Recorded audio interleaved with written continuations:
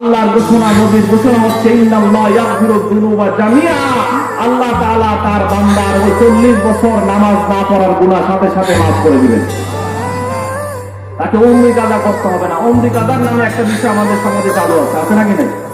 এটা নিয়ে উলামায়ে কেরামের মধ্যে ইখতিলাফ রয়েছে, মতভেদ রয়েছে, কিন্তু নির্ভরযোগ্য অধিকাংশ উলামায়ে কেরামের মত হচ্ছে যে উমরি কাজা পড়ার কোনো প্রয়োজন নাই। কারণ কাজা নামাজ পড়ার একটা শর্ত হচ্ছে আপনি কোন কাজাটা পড়ছেন সেটা নির্দিষ্ট করতে হবে।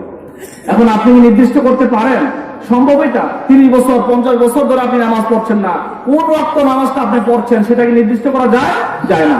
আর এটা কেন বা পড়বেন? কেন বা আপনি নিজের উপর চাপিয়ে নেবেন? কারণ এটা তো আল্লাহর হক। আল্লাহ বলেছেন আমার বান্দা যখন তওবা করতে আসবে, আমার কাছে ফিরে আসবে, সিদ্ধান্ত নিয়েছে এখন আর নামাজ ছাড়বে না, আমি তার অতীতের সব গুনাহ মাফ করে দেব। সুবহানাল্লাহ। আপনাকে এখন উচিত হলো আপনি নফল নামাজ পড়বেন, তাহাজ্জুদ পড়বেন, ফরজ নামাজের পাশাপাশি, তাহলে আল্লাহ তাআলা আপনার প্রতি সন্তুষ্ট হবেন। কারণ হাদিসে আছে যে ফরজ নামাজে যদি ত্রুটি থাকে তাহলে নফল নামাজের মাধ্যমে সেই ত্রুটি মোচন করে দেন কে? আল্লাহ। আমার বন্ধুগণ, তাহলে কিন্তু বান্দার হক কিন্তু এমন না। বান্দার হক যেটা আপনি নিয়েছেন অন্যায় ভাবে, সেটা তাকে ফেরত দিতে হবে, ফেরত দিতে হবে। তারপরে আপনার সিদ্ধান্ত নিতে হবে আমি আর বান্দার হক নষ্ট করব না। তাহলে তওবার 1 নাম্বার শর্ত হলো আপনাকে সময় থাকতে তওবা করতে হবে, চাকরি থাকতে তওবা করতে হবে, ঘুষ খাবো না।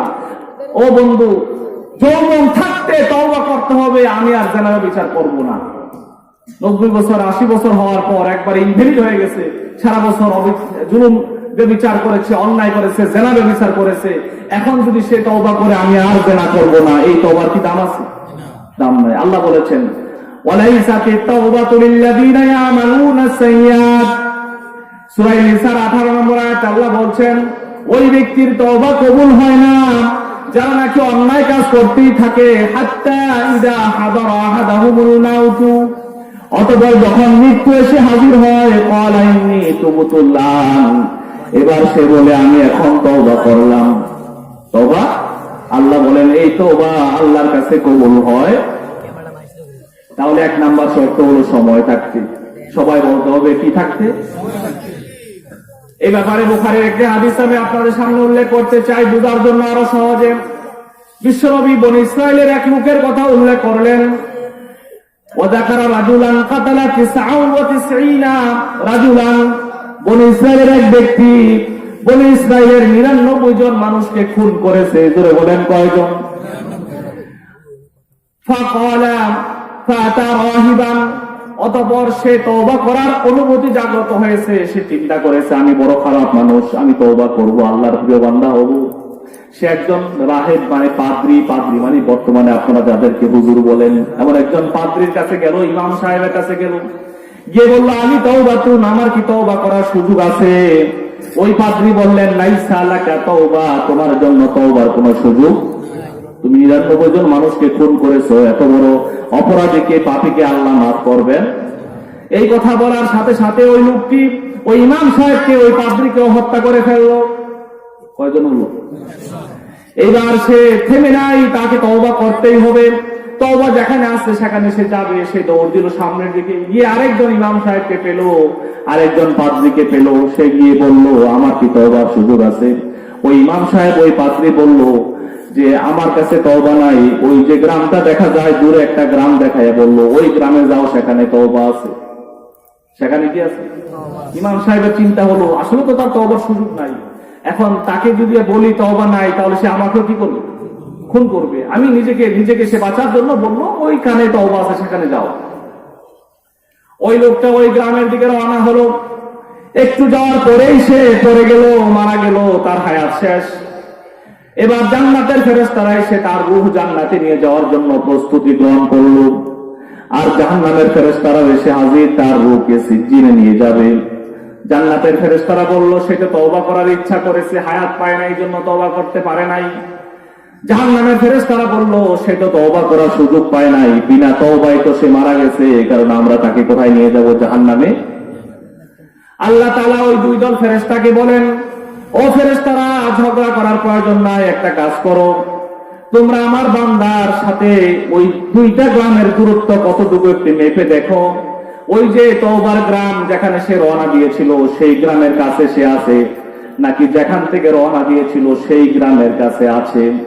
যদি তওবার গ্রামের কাছাকাছি থাকে তাহলে আমি তাকে মাফ করে দেব, আর যেখান থেকে রওনা হয়েছিল সেখানের কাছাকাছি যদি থাকে আমি তাকে মাফ করব। আসলে ওই লোকটি যেই গ্রাম থেকে রওনা দিয়েছিল সেই গ্রামের কাছেই ছিল। যদি তখন ফেরেশতারা মাপতো তাহলে তার তওবা কবুল হওয়ার কথা ছিল না, কিন্তু আল্লাহ তাআলার সিদ্ধান্ত হলো তাকে আল্লাহ মাফ করে দিবেন। জোরে বলেন সুবহানাল্লাহ। আল্লাহ যদি কাউকে মাফ করে দিতে চান তাহলে কি দুনিয়ার কারো বাধা দেওয়ার ক্ষমতা আছে? ও বন্ধু, আল্লাহ তাআলা এবার ওই গ্রামকে বললেন, যেই গ্রাম তওবা, যেই গ্রামে সে তওবার জন্য রওনা হয়েছিল, তাকে বললেন ইয়া আইয়ুহাল কারিয়া তাকাররাবি আন আবদি, ও গ্রাম তুমি আমার বান্দার কাছে আসো। আর যেই গ্রাম থেকে রওনা হয়েছিল সেই গ্রামকে বলল ইয়া আইয়ুহাল কারিয়া তাবাদি আন আবদি, এই গ্রাম তুমি আমার বান্দা থেকে দূরে যাও। তাহলে এই গ্রাম দূরে গেল, ওই গ্রাম কাছে আসলো, লাশ তো পড়ে আছে মাঝখানে। যাওয়ার পরে এবার ফেরেশতারা মেপে দেখলো ওই বান্দা ওই তওবার গ্রাম থেকে মাত্র 1 বিঘত দূরে আছে। রিপোর্ট গেল আরশে। আল্লাহ তাআলা বললেন আমি তাকে 100 খুনের গুনাহ মাফ করে দিলাম। ও বন্ধু, প্রশ্ন হলো এই লোকটাকে আল্লাহ কেন মাফ করলেন? একটা মাত্র কারণ, সেটা হলো সে সময় থাকতে তওবা করার ইচ্ছা করেছে। সময় থাকতে তওবা করার ইচ্ছা করেছে, প্রমাণ কি? সে আরেকটা মানুষকে খুন করার মতো শক্তি ছিল। ঠিক কিনা বলুন? আমাদের সমাজে যারা সন্ত্রাস, যারা লুটতরাজ করে, যারা নাকি খুন করে মানুষকে, তারা কিন্তু সোজা হয়, তবে মরার পরে হয়। ঠিক কিনা? কিন্তু শক্তি থাকতে কি হয় না? সোজা হয় না। কিন্তু ওই লোকটা সোজা হয়েছে কোন থাকতে? শক্তি থাকতে। তার শরীরে যৌবন থাকা অবস্থায় সে, তার প্রমাণ হলো সে তওবা করার ইচ্ছা করার পরে আরেকজন মানুষকে খুন করতে পেরেছে। এই জন্য আল্লাহ কি করেছেন? তাকে মাফ করে দিয়েছেন। তাহলে তওবা করার 5টা শর্তের 1 নাম্বার হলো সময় থাকতে তওবা। কি থাকতে? 2 নাম্বার শর্ত হলো বিনা যুক্তিতে আল্লাহর কাছে সারেন্ডার। আপনার আমার ভুলগুলো, অপরাধগুলো করার পরে, পাপগুলো করার পরে দেখবেন অনেক মানুষ আছে যে তুমি কেন এই পাপটা করেছো, কেন গুনাহ করেছো, কেন নামাজ পড়ো নাই, সে দেখবেন ঘুরিয়ে ফিরিয়ে বিভিন্ন যুক্তি দেখানোর চেষ্টা করবে যে এই কারণে এটা করেছি, এই কারণে এটা করেছি, এই কারণে এটা করি নাই। ঘুরে ফিরে সে বোঝানোর চেষ্টা করবে আসলে আমার কোনো দোষ। ঠিক কিনা বলুন? ও বন্ধু, এই চরিত্র যাদের, তাদের তওবা কিয়ামত পর্যন্ত কবুল হবে। তওবা কবুল হওয়ার 2 নাম্বার শর্ত হলো আপনাকে বিনা শর্তে, বিনা যুক্তিতে আল্লাহর কাছে ভুল স্বীকার করতে। ও বন্ধু, এটা সহজে বুঝবেন। আমাদের আদি পিতা হযরতের নাম কি? আদম আলাইহিস সালামকে আল্লাহ তাআলা তার স্ত্রী হাওয়া দুজনকে বললেন লা তাকরাবা হাযিহিস শাজারা, ওই গাছের কাছেও যেও না। আদম হাওয়া ওই গাছের কাছে গিয়েছেন, ফলও খেয়েছেন। খাওয়ার পরে আল্লাহ জিজ্ঞাসা করলেন, আদম রে, আমি নিষেধ করেছিলাম যেতে, কেন গেলি, কেন ফল খাইলি? আদম আলাইহিস সালাম ইচ্ছা করলে যুক্তি দেখাতে পারতেন, আমাদের মতো চালাক হইলে অত যুক্তি দেখাতেন যে আল্লাহ আমাকে, আমার স্ত্রীকে জান্নাতে বসবাস করার সুযোগ দিলে এরপর আবার কেন ইবলিসকে ঢুকাইয়া দিলা? ইবলিস যদি ব্যস্তে না ঢুকতো তাহলে তো আমাদেরকে অসসা দিতে পারতো না, আমরা গাছের কাছেও যেতাম না, ফলও খেতাম না। জোরে বলেন ঠিক কিনা? যুক্তিটা কি একবারে খারাপ না? আমরা হলে সেই যুক্তি দিতাম। আমরা তো বলি যে শয়তানের অসসা দিচ্ছে, এই জন্য খারাপ কাজ করছে। ঠিক কিনা? মানে নিজের কোনো দোষ স্বীকার করতে রাজি না। আদম আলাইহিস সালাম কোনো যুক্তি দেখালেন না। যখন আল্লাহ বললেন কেন তুমি ওই ফলের গাছ খেয়েছো, গাছের ফল খেয়েছো, সাথে সাথে আদম আলাইহিস সালাম সারেন্ডার করলেন, ভুল স্বীকার করে বললেন রব্বানা যালামনা আনফুসানা ওয়া ইল্লাম তাগফির লানা ওয়া তারহামনা লানাকুনান্না মিনাল খাসিরিন। সুবহানাল্লাহ। সাথে সাথে সারেন্ডার করলেন কার কাছে? হে আল্লাহ, জুলুম করেছি নিজের উপর, যদি তুমি মাফ না করো, রহম না করো, ক্ষতিগ্রস্ত হয়ে যাব। আর আল্লাহ তাআলাও সাথে সাথে আদমকে কি করে দিলেন? মাফ করে দিলেন। অন্যদিকে ইবলিস, আল্লাহ বললেন আদমকে, সকল ফেরেশতা আদমকে সেজদা করার জন্য ইবলিসকে সহ সকল ফেরেশতা সেজদা করলো, ইবলিস সেজদা করলো না। আল্লাহ জিজ্ঞাসা করলেন ইবলিসকে, ইবলিস কেন তুমি সেজদা করলে না? ইবলিস বলল, আল্লাহ আমি আমি সেজদা না করার কারণ হলো আমাকে তুমি বানিয়েছো আগুন দিয়ে, আর আদমকে বানিয়েছো মাটি দিয়ে, আর আগুনের মর্যাদা মাটির চেয়ে বেশি। আমার মর্যাদা যেহেতু আদমের চেয়ে বেশি, এই কারণে আমি আদমকে সেজদা করি নাই। যুক্তি দেখিয়েছে ইবলিস। আল্লাহ তাআলা ইবলিসকে বললেন, ইন্নাকা রাজিম, ও ইবলিস তুমি আজ থেকে বিতাড়িত, অভিশপ্ত, তুমি বিতাড়িত অভিশপ্ত শয়তান হয়ে দুনিয়ায় চলে যাও। জোরে বলেন নাউযুবিল্লাহ। বন্ধু সহজ কথা বোঝেন, আদম আলাইহিস সালাম ভুল করেছেন কয়টা? সবাই বলেন কয়টা? একটা।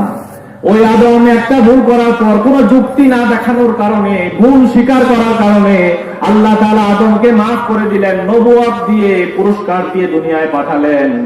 আর ইবলিসও ভুল করেছে একটা। ওই ইবলিস ভুল করার পরে যুক্তি দেখানোর কারণে শয়তান বানাইয়া দুনিয়ায় পাঠাইয়া দিলেন। যারা বলেন ঠিক কিনা?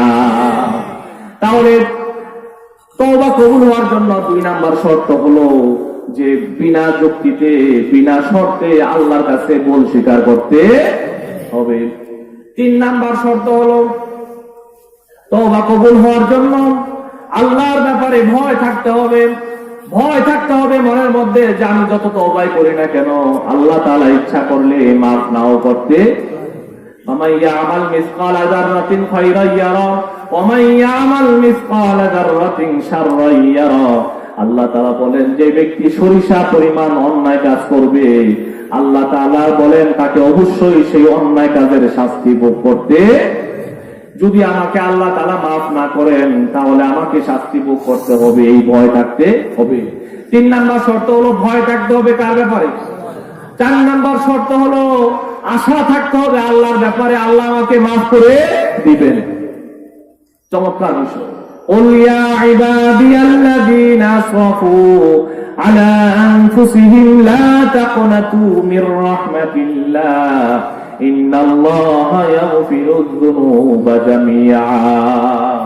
হে নবী, আপনি ওই সকল আমার বান্দাদেরকে বলুন যারা নিজেদের উপর জুলুম করেছে, হে বান্দারা তোমরা আল্লাহর রহমত থেকে নিরাশ হও না, আল্লাহ তাআলা তোমাদের সব গুনাহ মাফ করে দিবেন। তাহলে আশা থাকতে হবে কার ব্যাপারে? আল্লাহর ব্যাপারে, যে আল্লাহ আমাকে কি করবেন? মাফ করবেন। কয়টা গেল? 4টা। 1 নাম্বার হলো কি মনে আছে দেখি? তওবা কবুল হওয়ার জন্য 5টা শর্ত। 1 নাম্বার কি? সময় থাকতে। জোরে বলেন কি থাকতে? 2 নাম্বার হলো বিনা যুক্তিতে সারেন্ডার করতে হবে। কার কাছে? কি যুক্তিতে? বিনা যুক্তিতে। 3 নাম্বার হলো ভয় থাকতে হবে যে তওবা কবুল নাও হতে পারে। 4 নাম্বার হলো আশা থাকতে হবে যে আমার আল্লাহ তওবা কবুল করবেন। 5 নাম্বার হলো অঙ্গীকার করতে হবে যে গুনার কাজ করেছি আর এই গুনার কাজ করব না। এই 5টি শর্ত যদি আপনি পূরণ করেন, আশা করা যায় আল্লাহ তাআলা আপনার আমার তওবা কবুল করবেন। এইভাবে তওবা কবুল করার পর, তওবা করার পর এবার ইবাদতে আসেন। মোট বৈশিষ্ট্য, চরিত্র, গুণ কয়টা বলছিলাম? 9টা। 2 নাম্বার গুণ হলো ইবাদত করতে হবে কার? আল্লাহ। বন্ধুগণ, ইবাদতের একটা ভুল ব্যাখ্যা আপনাদের কাছে আছে। নামাজ 5 ওয়াক্ত একটা মুসলমান পড়ে, 5 ওয়াক্ত নামাজ পড়ে, রমজান মাসে 30 দিন রোজা রাখে, হজ করেছে সে, ফরজ হজ, যাকাত দেয় সে বছরে, নিয়মিত যাকাত সে দেয় প্রতি বছর, সে তাসবিহ তাহলিল মোটামুটি পড়ে, তার দাড়ি আছে, টুপি আছে। আমরা মনে করি সেই লোকটা পাক্কা ইবাদতকারী, আল্লাহর প্রিয় বান্দা। যদিও সে সুদি কারবারি করে, যদিও সে ঘুষ খায়, যদিও সে করের নষ্ট করে, যদিও সে অন্যায় কাজ করে, কিন্তু সে 5 ওয়াক্ত নামাজ পড়ার কারণে আমরা তাকে আবেদ বলি, আমরা তাকে আল্লাহর প্রিয় বান্দা মনে করি। বন্ধুগণ, শুধুমাত্র কিছু ইবাদত বন্দেগী করাকে আল্লাহর ইবাদতকারী বলে না। ইবাদত মানে হলো উপাসনা করা। আর আল্লাহ তাআলা আমাদের উপাস্য কি দৈনিক 2 ঘন্টা বা 3 ঘন্টা নাকি 24 ঘন্টা? 24 ঘন্টা আমাদের উপাস্যকে। সবাই বলেন কে? আল্লাহ। 24 ঘন্টা আল্লাহর হুকুম মানাকে কি বলা হয়? ইবাদত বলা হয়, ইবাদতকারী বলা হয়। মুমিন 2 ঘন্টা 3 ঘন্টা আল্লাহর ইবাদত করবে না, 24 ঘন্টা করবে। এর মানে 24 ঘন্টা তাকে মসজিদে এসে বসে থাকা লাগবে না। আমার বন্ধুগণ, 24 ঘন্টা ইবাদত কিভাবে করবেন আমি সহজে অল্প সময়ের মধ্যে আপনাকে বুঝিয়ে দিচ্ছি। এই যে এখন এখানে বসে আছেন, আমি কথা বলছি, আপনারা কথা শুনছেন কোরআন থেকে, এটা ইবাদত নাকি ইবাদত না? অবশ্যই এটা ইবাদত। সহজে বুঝে ফেললেন। ও বন্ধু, এই ইবাদতটা আমরা করছি আল্লাহর হুকুমে, নবীর তরিকায়। এখন মাহফিল শেষ হওয়ার পরে আপনি বাসায় যাবেন, বাসায় যাওয়ার পরে আপনি ঘুমাবেন। ঘুমানোটা কার হুকুম? আল্লাহ বলেছেন আমি তোমাদের জন্য ঘুমটা তোমাদের শরীরের জন্য আরামদায়ক করে দিয়েছি। ঘুমানোর পরে তোমাদের শরীরে পূর্ণ কর্মোদ্যম চলে আসবে, কর্মস্প্রিয়া চলে আসবে, ক্লান্তি দূর হয়ে যাবে। এই জন্যই আমি তোমাদের জন্য ঘুমটা ব্যবস্থা করে দিয়েছি। এই জন্য আল্লাহর হুকুমে আপনি ঘুমাতে যাবেন, ঘুমাবেন। ঘুমানোর পূর্বে আপনি যদি একটা দোয়া পড়েন, আল্লাহুম্মা বিসমিকা আমুতু ওয়া আহইয়া, এই দোয়াটা পড়ার পর সম্ভব যদি হয় তাহলে উত্তর দিকে মাথা দিয়ে, পশ্চিম দিকে চেহারা দিয়ে, ডান হাতটা এই চাপার নিচে রাখে, মাথার নিচে রেখে আপনি যদি উত্তর দিকে মাথা দিয়ে, পশ্চিম দিকে মুখ দিয়ে শুইতে পারেন, শোয়ার পরে আপনি এদিক সেদিক হন, কোনো অসুবিধা নাই। যদি আপনি শোন রাত 12টার সময় শুলেন, সকালবেলা 5টা বা 5:30টার সময় ঘুম থেকে উঠলেন, এই 6 ঘন্টা আপনি ঘুমালেন। এই ঘুমের মধ্যে আপনার কোন ইবাদত করলেন না, নামাজ পড়লেন না, রোজা রাখলেন না, কিছুই করলেন না। ঘুম থেকে ওঠার পর আপনি বললেন আলহামদুলিল্লাহিল্লাযী আহইয়ানা বা'দা মা আমাতানা ওয়া ইলাইহি। ওই প্রশংসা আল্লাহর, যে আল্লাহ তাআলা আমি এতক্ষণ মারা ছিলাম, মৃত ছিলাম, মৃত থাকার পর আমাকে আবার জীবিত করলেন, যে আল্লাহ, সেই আল্লাহর প্রশংসা। এই 6 ঘন্টা ঘুমালেন, 6 ঘন্টা ঘুমের মধ্যে আপনি রইলেন, নাক ডেকে ঘুমালেন, কিন্তু কোরআন সাক্ষী, হাদিস সাক্ষী, আপনি আল্লাহর হুকুমে ঘুমালেন, নবীর তরিকায় ঘুমালেন। ঘুমানোর কারণে এই 6 ঘন্টা আপনার আমলনামায় ইবাদত হিসাবে সওয়াব লেখা হতে থাকবে।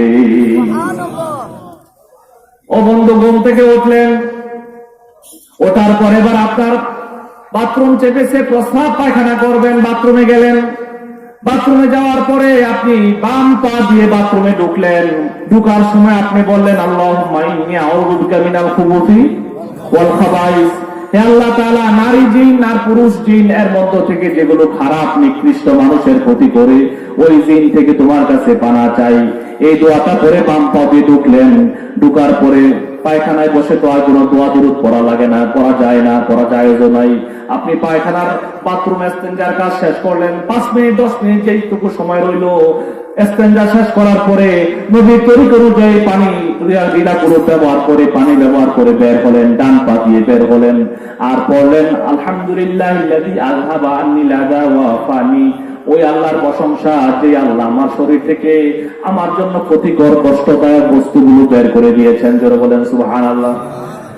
আমরা যে বাথরুম করি, বাথরুমের পরে প্রস্রাব বের হয়, পায়খানা বের হয়, এটা কি আল্লাহ তাআলার ছোট নিয়ামত না বড় নিয়ামত? অনেক বড় নিয়ামত।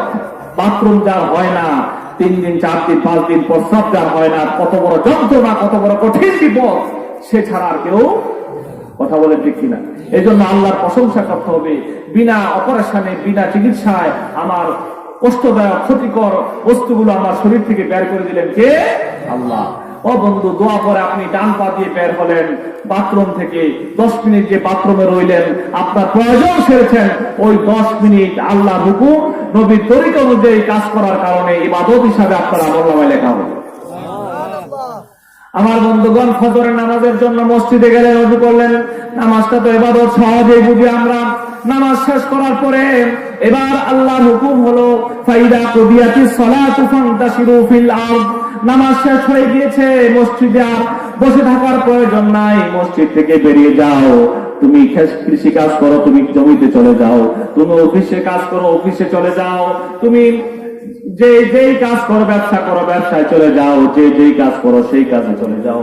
ওয়াবতাগু মিন ফাদলিল্লাহ, আল্লাহর অনুগ্রহ থেকে, আল্লাহর দেওয়া হালাল রিজিক থেকে এবার কামাই করতে থাকো। ও বন্ধু, আল্লাহর এই হুকুমে, রাসূলের তরিকা মেনে হালাল রুজি রোজগার করার জন্য আপনি যেই কাজে নিয়োজিত থাকেন, ওই কাজটা জোর পর্যন্ত করলেন, পুরাটা সময় আপনার আমলনামায় ইবাদত হিসাবে লেখা হবে। পুরাটা সময় আপনি কৃষি কাজ করছেন, ইবাদত হবে। আপনি অফিসে কাজ করেন, ইবাদত হবে। আপনি ব্যবসা বাণিজ্য করেন, ইবাদত হবে।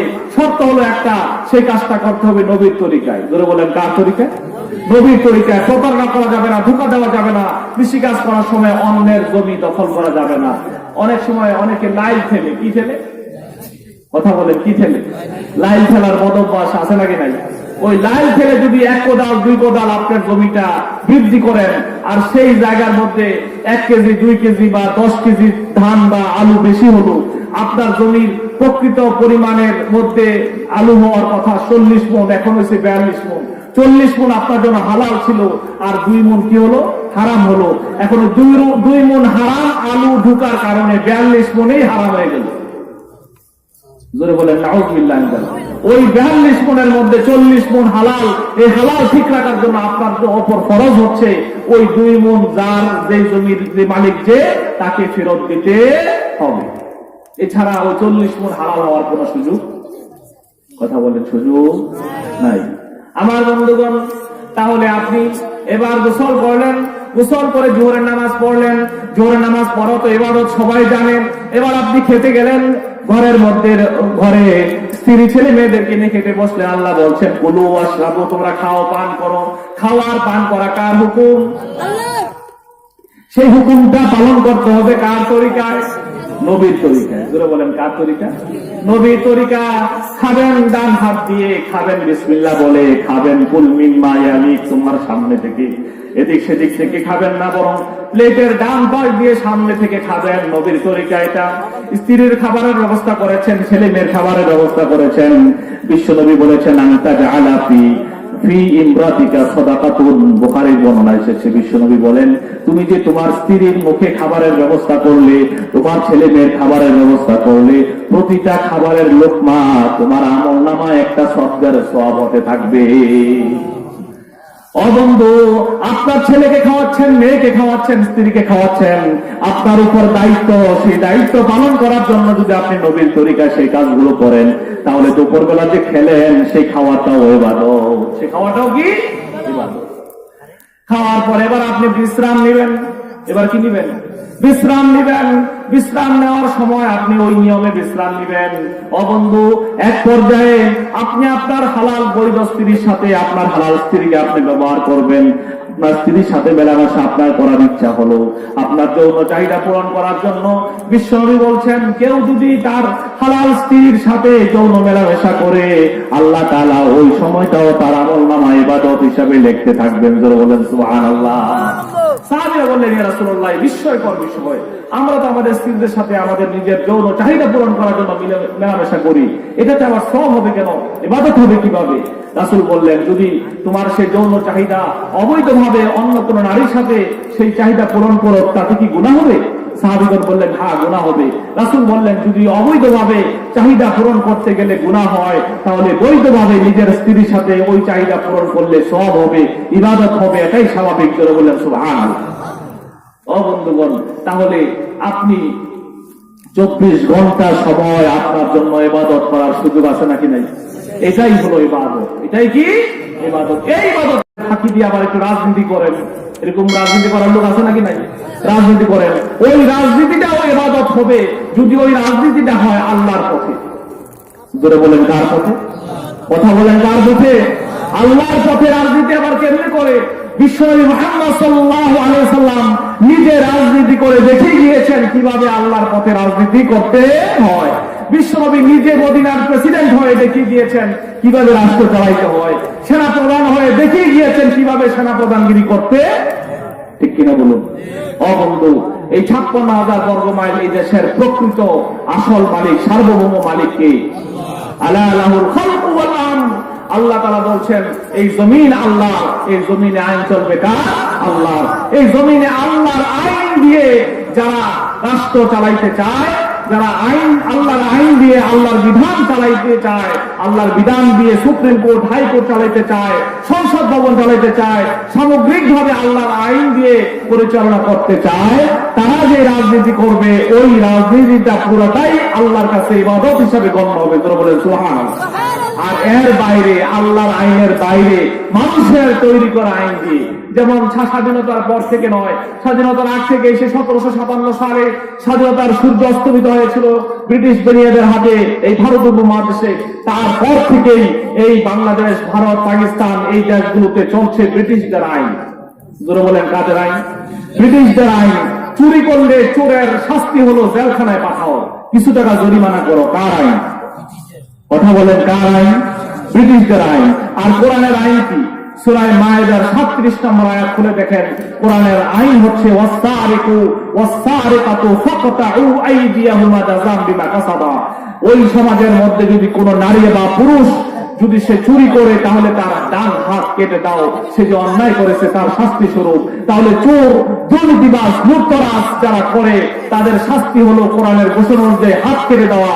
আর ব্রিটিশদের আইন হলো কিছুদিন জেলখানায় রাখা বা জরিমানা করা। চলছে কি আল্লাহর আইন নাকি ব্রিটিশদের আইন? এই ব্রিটিশদের আইন বন্ধ করে আল্লাহর আইন চালু করার জন্য যে রাজনীতি, সেই রাজনীতি যদি আপনি করতে পারেন, তাহলে আপনার রাজনীতির পুরাটা সময় হয়ে যাবে আপনার আমলনামা ইবাদত। ধরে বলেন সুবহানাল্লাহ। এর বাইরে কোনো ইবাদত নাই। 24 ঘন্টা ইবাদত করতে হবে কার? আল্লাহ। দুইটা গেল মাত্র। কয়টা গেল? দুইটা গেল। বেজে গেছে প্রায় 11টা। সংক্ষেপে আমি শুধু বাকিগুলো বলে যাব, সময় আর আমি সামনে দিকে যাব না, ব্যাখ্যা করারও সময় আজকে আর পাবো না। 3 নাম্বার হলো সর্বা অবস্থায় প্রশংসা করবে কার? আল্লাহ। 3 নাম্বার। কয় নাম্বার? 1 নাম্বার হলো তওবা, 2 নাম্বার হলো ইবাদত। 2 ঘন্টা নাকি 24 ঘন্টা? সবাই বলেন, ইবাদত কি 2 ঘন্টা 3 ঘন্টা চলবে না 24 ঘন্টা? 24 ঘন্টা ইবাদত চলবে কার? 3 নাম্বার হলো সমস্ত প্রশংসা কার জন্য? যখন আরামে থাকবো, সুখে থাকবো, সুস্থ থাকবো, তখন শুধু আল্লাহর প্রশংসা নাকি 24 ঘন্টা? 24 ঘন্টা। যখন অসুস্থ হবো, যখন বিপদে পড়বো, যখন মুসিবতে পড়বো, সকল সময় প্রশংসা কার? আল্লাহ। সন্তান যখন মারা যাবে, প্রশংসা কার? একটা কথা না বলেই পাচ্ছি না ভাই, যদি কারো সন্তান মারা যায় বাবা মা জীবিত থাকতে, এটা কি ছোট বিপদ না বড় বিপদ? অনেক বড় বিপদ। সহ্য করা কি সহজ না কঠিন? খুব কঠিন। বিশ্বনবী বলছেন, যদি কারো সন্তান মারা যায়, আল্লাহ তাআলা ফেরেশতাদেরকে বলেন, ফেরেশতারা তোমরা কি করেছো? তোমরা কি আমার বান্দার কলিজার টুকরা সন্তানকে দুনিয়া থেকে নিয়ে এসেছো? আল্লাহ তাআলা ফেরেশতারা বলেন, আল্লাহ তোমার নির্দেশে তো আমরা এই কাজ করেছি। আল্লাহ জিজ্ঞাসা করেন ফেরেশতাদেরকে, ফেরেশতারা তোমরা আমার বান্দার কলিজার টুকরা সন্তানকে যখন তোমরা দুনিয়া থেকে নিয়ে এসেছো, তখন আমার বান্দা কি বলেছে, তার মুখ দিয়ে কি বের হয়েছে? তখন ফেরেশতারা বলেন, হামিদাকা ওয়াস্তারজা। আপনার বান্দা আল্লাহর প্রশংসা করে, আপনার প্রশংসা করে প্রথমে আলহামদুলিল্লাহ বলেছে, তারপরে ইন্না লিল্লাহি ওয়া ইন্না ইলাইহি রাজিউন বলেছে। জোরে বলেন সুবহানাল্লাহ। এরকম বাবা পাওয়া কি সহজ না কঠিন? সন্তানের মৃত্যুর সংবাদ শোনার পরে প্রথমে কি বলেছে? আলহামদুলিল্লাহ, তারপরে ইন্না লিল্লাহি। বিশ্বনবী বলেন, আল্লাহ তাআলার ফেরেশতারা যখন আল্লাহকে রিপোর্ট দেন যে আল্লাহ আপনার সন্তান, আপনার বান্দা আপনার প্রশংসা করেছে, তারপরে ইন্না লিল্লাহ বলেছে, তখন আল্লাহ তাআলা ফেরেশতাদেরকে বলেন, ফেরেশতারা রে উবনু লাহু বাইতান ফিল জান্নাহ, আমার ওই বান্দার জন্য, আমার ওই বান্দির জন্য জান্নাতের মধ্যে একটা ঘর বানাও তাড়াতাড়ি। ওয়াসাম্মু বাইতাল হাম, আর সেই ঘরের মধ্যে দরজায় গেট একটা সাইনবোর্ড লাগাও। ওই সাইনবোর্ডের মধ্যে লেখা থাকবে সাম্মুল বাইতাল হাম, মানে প্রশংসার ঘর। অর্থাৎ এত বড় বিপদে পড়ে যেহেতু আমার বান্দা আমাকে ভুলে নাই, আমার ফয়সালা মেনে নিয়েছে, আমার ফয়সালাকে খুশি বলে মেনে নিয়েছে, আমার বান্দা ওই ঘরের মধ্যে জান্নাতে এসে থাকবে। জোরে বলেন সুবহানাল্লাহ। ও বন্ধু, তাহলে যত বড় মুসিবতে হোক প্রশংসা করতে হবে কার? আল্লাহ। এরপরে বলতে হবে বিপদ হলে ইন্না লিল্লাহি। কয় নাম্বার গেল? 3 নাম্বার। 4 নাম্বার হলো আস-সাইহুন। আস-সাইহুনের 2টা তাফসীর পাওয়া যায়। তাফসীরে ইবনে কাসিরে এসেছে 2টা তাফসীর, তাফসীরে কাশাফে এসেছে আস-সাইহুন মানে ধারাবাহিক রোজা রাখা, ধারাবাহিক নফল রোজা, নফল রোজা ধারাবাহিক ভাবে রাখা। কিন্তু আবু দাউদ শরীফে একটি হাদিস এসেছে এই আয়াতের, বিশ্বনবী সাল্লাল্লাহু আলাইহি সাল্লামকে এক ব্যক্তি অনুমতি চাইলেন, ইজানি সিয়াহাতান ইয়া রাসূলুল্লাহ, আপনি আমাকে ধারাবাহিকভাবে রোজা রাখার অনুমতি দিন। বিশ্বনবী বললেন, সিয়াহাতু উম্মতি আল জিহাদু ফি সাবিলিল্লাহ, আমার এই উম্মতের জন্য ধারাবাহিকভাবে রোজা রাখার প্রয়োজন নাই। আমার এই উম্মত আমার এই উম্মত ধারাবাহিক রোজা রাখার সওয়াব পেয়ে যাবে আল্লাহর পথে জিহাদ করার মাধ্যমে। জোরে বলেন সুবহানাল্লাহ। তাহলে সাইহুন এর মানে হচ্ছে আল্লাহর জমিনে আল্লাহ দ্বীন প্রতিষ্ঠার জন্য সার্বক্ষণিক জিহাদের কাজে লগ্ন থাকলেই ধারাবাহিকভাবে নফল রোজা রাখার সওয়াব সে পেতে থাকবে। জোরে বলেন সুবহানাল্লাহ। তাহলে কয় নাম্বার গেল? কথা বলেন কয় নাম্বার? 4 নাম্বার। 5 নাম্বার হলো আর রাকিউন, তারা রুকুকারী। তারা কি করে? রুকু করে। কার কাছে রুকু করে? আল্লাহর কাছে। 6 নম্বর হলো সাজিদুন, তারা সেজদা করে। কার কাছে সেজদা করে? আল্লাহর কাছে সেজদা করে। রুকু সেজদা আমরা সহজেই বুঝি। রুকুকারী, সেজদাকারী। ফরজ নামাজে আমরা রুকু করি, সেজদাও করি। শুধু ফরজ নামাজে রুকু সেজদার মধ্যে ইমানদার সীমাবদ্ধ থাকবে না, বরং ফরজ নামাজে রুকু সেজদা করার পাশাপাশি সে মাঝে মধ্যে নফল নামাজ পড়বে। বিশেষ করে তাহাজ্জুদের সময় উঠে 2 রাকাত, 4 রাকাত, 6 রাকাত নামাজ পড়ে সে আল্লাহর দরবারে চোখের পানি ফেলবে। এটা হলো রুকুকারী এবং সেজদাকারীর বৈশিষ্ট্য, ইমানদারের বৈশিষ্ট্য। 7 নাম্বার হলো আল আমিরুনা বিল মারুফ, ভালো কাজের আদেশ দিবে। কি কাজের? ভালো কাজের আদেশ। ও বন্ধু, আর 8 নাম্বার হলো ওয়ান নাহুন আনিল মুনকার, খারাপ কাজ থেকে ফিরিয়ে রাখবে। এখানে একটু কথা না বললেই নয়। ভালো কাজের আদেশ মানে কি বুঝেন? ইমাম সাহেব যে মসজিদে জুমার দিন সকলকে 5 ওয়াক্ত নামাজ পড়তে বলেন, ওইটা কি আদেশ না নসিহত? নসিহত। আল্লাহ তাআলা কিন্তু নামাজের ব্যাপারে নসিহত করতে কোরআনের কোথাও বলেন নাই। ওয়া'মুর আহলাকা বিস-সালাতি ওয়াজ-যাকাতি মা দুমতা হাইয়া। আল্লাহ তাআলা হযরতে ঈসা আলাইহিস সালামকে বলছেন, তুমি তোমার পরিবারকে নির্দেশ দাও যেন তোমার পরিবার নামাজ পড়ে যাকাত দেয় যতদিন জীবিত থাকে। এখানে আল্লাহ বলছেন আল আমিরুনা বিল মারুফ, সৎ কাজের, ভালো কাজের আদেশ সে করবে। এখন ইমাম সাহেবরা, আমরা খতিবরা, আমরা বক্তা, যারা বক্তৃতা দেই, আমরা কিন্তু মানুষকে এই নামাজ পড়ার জন্য আদেশ করতে পারি না। সবাই কি করি? নসিহত করি। নসিহত আর আদেশের মধ্যে পার্থক্য আছে। নসিহত বলা হয় যাকে নসিহত করা হচ্ছে সে যদি ওই নসিহত না মানে, এতে নসিহতকারী তাকে কোনো শাস্তি দেওয়ার ক্ষমতা রাখে না। আর আদেশ বলা হয় আদেশদাতার আদেশ যদি শ্রোতারা না মানে, যারা মানবে না তাকে শাস্তি দেওয়ার ক্ষমতা রাখবে। একজন বক্তা, একজন প্রতিপক্ষী, একজন 10 বছর 5 বছর ধরে বেনামাজিকে শাস্তি দেওয়ার, শাস্তি তো অনেক দূরের কথা, একটা ধমক দেওয়ার ক্ষমতা আছে? ক্ষমতা নাই। তাহলে আমরা কি করি না? নামাজ পড়ার আদেশ দিতে পারি না। আল্লাহ কি নসিহত করতে বলেছেন নাকি আদেশ দিতে বলেছেন? আদেশ দিতে বলেছেন। আর সে আদেশটা দেওয়ার পরিবেশ তৈরি করার জন্য ইমানদার কাজ করবে। এই নামাজ পড়ার আদেশ দেওয়া যাবে কখন? যখন নাকি সংসদ ভবনে 300 এমপি একটা কণ্ঠ ভোটে বিল উত্থাপিত হবে স্পিকারের মাধ্যমে। সংসদের সামনে প্রশ্ন হলো, বাংলাদেশ 90% মুসলমানের দেশ, এই দেশে মুসলমানরা প্রাপ্তবয়স্করা 5 ওয়াক্ত নামাজ পড়তেই হবে, যদি না পড়ে তাহলে তাকে জেলখানায় আটক রাখা হবে, সে স্ট্যাম্পে সিগনেচার দিয়ে জেলখানা থেকে বের হবে, দ্বিতীয়বার যদি সে নামাজ ছেড়ে দেয় তাকে যাবজ্জীবন কারাদণ্ড দেওয়া হবে। এই আইনের পক্ষে যারা আছেন তারা হা বলুন। 300 জন সংসদ সদস্যের মধ্যে যদি 200 জন সংসদ সদস্য হা বলে চিৎকার করে সেই আইনটাকে পাস করে দেয়, সে আইন চলে যাবে দেশের সকল থানাতে, ইউরো অফিসে, ডিসি অফিসে, এসপি অফিসে, সকল কোর্ট কাছারিতে সেই আইন কার্যকর করবে দেশের প্রশাসন, দেশের পুলিশ ব্যবস্থা, দেশের কোর্ট কাছারি, বিচারকরা সেই আইন কার্যকর করার ক্ষেত্রে তখন মসজিদের খতিব সাহেব আদেশ করবে যে তোমাকে নামাজ পড়তেই হবে, না হয় আমি পুলিশে তোমাকে ধরাইয়া দেবো। জোরে বলেন ঠিক কিনা? এটাকে বলা হয় আল আমিরুনা বিল মারুফ। এই পরিবেশ করার জন্য চেষ্টা করবে ইমানদাররা। ঠিক তেমনি ভাবে অন্যায় কাজ থেকে বিরত রাখার চেষ্টাটা হয়। কি কথা? ইমাম সাহেব মসজিদে নামাজ পড়তে আসার সময় দেখলো যে পাশে একদল যুবক বসে জুয়া খেলতেছে অথবা গাঁজা টানতেছে। ইমাম সাহেব কি ক্ষমতা আছে? ইমাম সাহেবের বাবারও কি ক্ষমতা আছে ওই জুয়ার আসরটা ভেঙে দিতে? বরং একটা ধমক দেওয়ার ক্ষমতাও কি আছে? নাই। ধমক দিলে উল্টা ইমামের ইমামতি টিকবে না।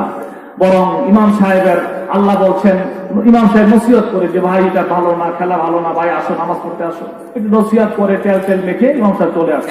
এই তেল মাখার কথা আল্লাহ কোরআনে বলে নাই।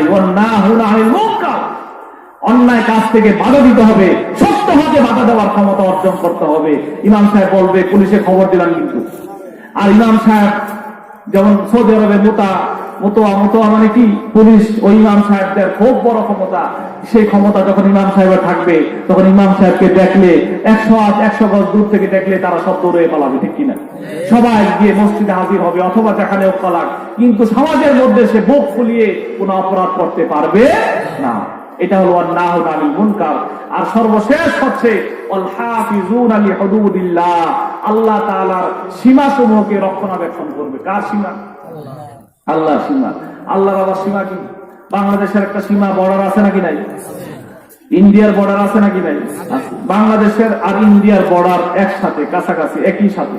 এখন বাংলাদেশের একজন নাগরিক যদি ইন্ডিয়ার বর্ডার, বাংলাদেশের বর্ডারের কাছে কাছে দিয়ে একবারে হাঁটার সময় বেখেয়ালে তার পাওটা ইন্ডিয়ার বর্ডারে চলে যাওয়ার সম্ভাবনা আছে নাকি নাই?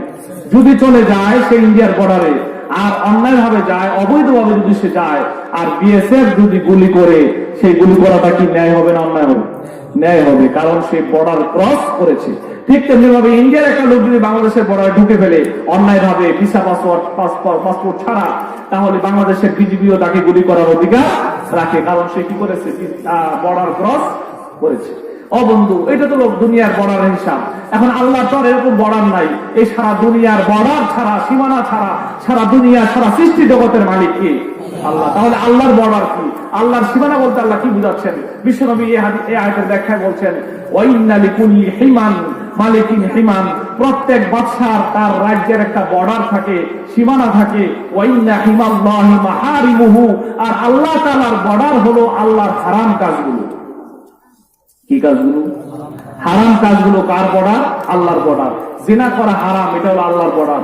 আল্লাহ বলছেন ওই জিনার করা যে হারাম, ওই জিনা করার কাজের তুমি কাছেও যেও না, কারণ দুনিয়ার বর্ডারের কাছাকাছি গেলে যেমন অনিচ্ছাকৃত হোক ইচ্ছাকৃত হোক বর্ডার ক্রস করার ভয় আছে, আর ক্রস করলেই গুলি খাওয়ার ভয় আছে। ঠিক তেমনি ভাবে ওই জিনা করার যে বর্ডার, সেই বর্ডারের কাছেও যেও না, মানে যাদের সাথে জিনা করার আশঙ্কা আছে তাদের সাথে কথা বলো না, তাদের সাথে দেখা করো না, তাদের সাথে একান্তে মিলিত হয়ে না, তাদের সাথে মেলামেশা করো না। যদি করো, আর যদি তুমি জিনা নামক এই বর্ডারে ক্রস করে ফেলো, তাহলে ফেরেশতারা কিন্তু তোমাকে অ্যারেস্ট করে জাহান্নামে ঢুকাই ফেলবে। এটা হলো ওয়াল হাফিজুনা লিহুদুদিল্লাহ। কোন অবস্থাতেই আল্লাহ তাআলার নিষিদ্ধ কাজগুলোর কাছাকাছি যাওয়া যাবে না। অনেকে মনে করে যে আমি তো জিনা করছি না, আমি একটু কথা বলছি, এই কথা বলাটাও হারাম।